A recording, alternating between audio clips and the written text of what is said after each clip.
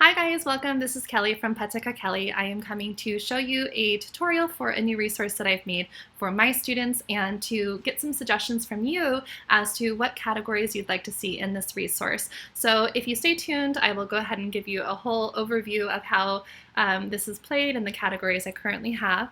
But leave a comment below and let me know what category you'd like, because if you do and I use your category, you will get this whole resource for free, okay? So let's go ahead and look and see what's inside. So we have 5 categories in this resource. We're going to have conversation, emotions, cleaning tools, and then safety signs, and then a COVID-19 section to go over safety skills, just because we're in this quarantine time. So I am using this resource for my high school and post-secondary students. So if you have that population too, this might be a great resource for you.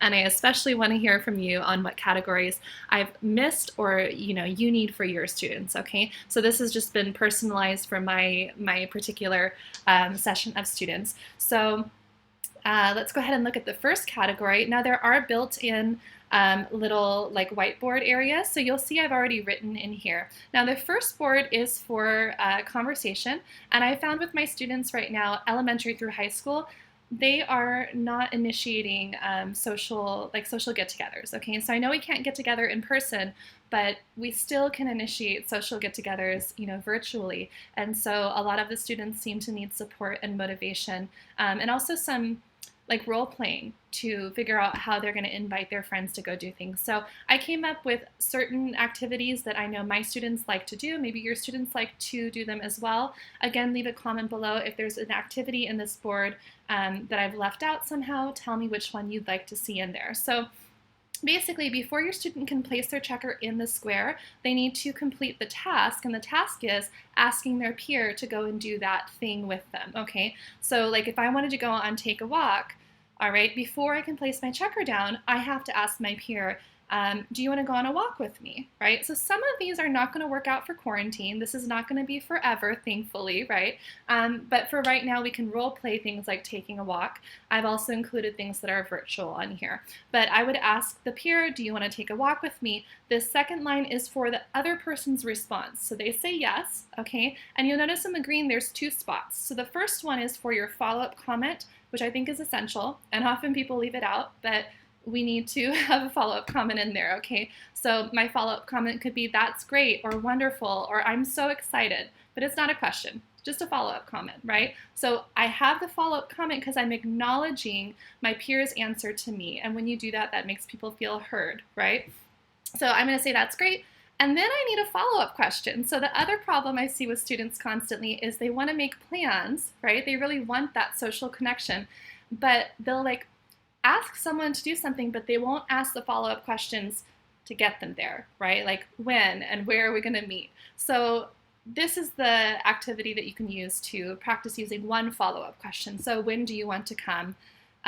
When do you want to come? Yeah.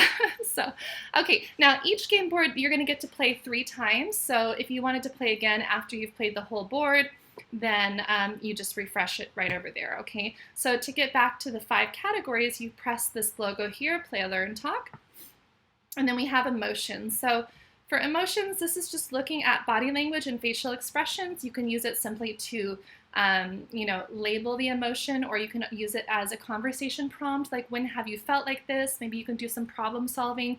When you felt like this, what did you do? What worked for you? Or when you were feeling mad, like what do you need? Do you need space? Do you need a hug? What do you personally need? Or you can use it for them to ask their peer, like what do you need when you feel like this, right? Oh, another thing you can do is you can ask your students to like look at that person's body language and think of what they could say. Like how could they initiate a conversation with someone who's demonstrating that body language? Or should they? What should they do if they see somebody with that body language, okay? So that's how I'd use this one. And again, this is just played to connect 4 rules. And then you can use this little area down here as your whiteboard system. So you can either write your student's answer as they're saying it, or if they're struggling, go ahead and model it for them so that they have it there and they can read it. And then as you go through the game, you can get rid of the visual cue. But you really want to keep this play-based and fun.